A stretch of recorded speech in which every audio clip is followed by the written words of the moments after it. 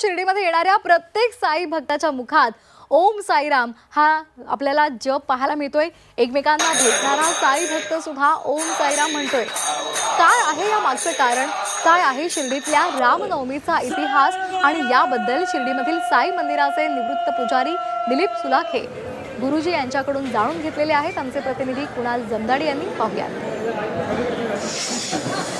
गुरुजी नेमका साईराम हा शब्द का बोलला जातो? साईनामाचा जयघोष होतो, भाविक येतात साईराम म्हणतात, कारण काय? इथे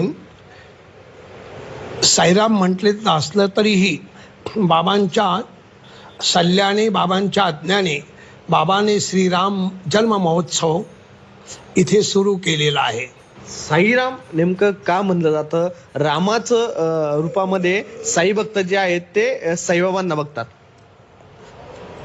अध्याय साई सच्चरित्र अध्याय 29 मध्ये मद्रासचे साई भक्त आले होते आणि सर्वांना बाबा बाबाच्या रूपात दिसले, परंतु त्याच्या एका भगिनीला बाबाने त्यांच्या इष्ट देवता त्यांची श्रीराम प्रभू होती आणि त्याने इष्ट देवता म्हणजे प्रत्यक्ष रामाच्या रूपात दर्शन दिलेलं आहे, याचा उल्लेख साई सच्चरित्र अध्याय 29 मध्ये आहे। इतकंच नव्हे तर बाबांचे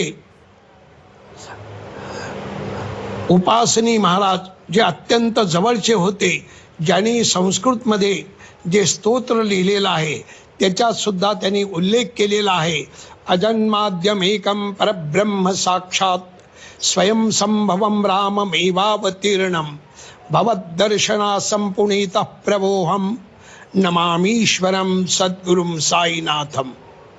म्हणजे हे प्रभू, हे साईनाथाला त्यांनी ब्रह्मस्वरूप म्हटलेलं आहे, विष्णू स्वरूप म्हटलेलं आहे। इतकंच नाही तर त्याला राम रूप सुद्धा म्हटलेलं आहे। अशा या साईनाथाला माझा साष्टांग नमस्कार असो, हा त्यांचा अर्थ आहे। आणि त्याला अनुसरून भक्त सुद्धा, जसं दासगणू महाराज बाबाला विठ्ठल स्वरूप म्हणत होते, तसं आपले आज साई भक्त त्यांना विठ्ठल स्वरूप म्हणत असले तरी साईबाबांना रामाच्या रूपात बघतात, म्हणून त्यांना सर्व साई भक्त साई राम असं संबोधलं जातं। साईनामाचा जयघोष करत लाखो साई भक्त साईनगरीमध्ये दाखल झालेत। कुणाल जमदाडे, G24 तास, शिर्डी, अहिल्यानगर।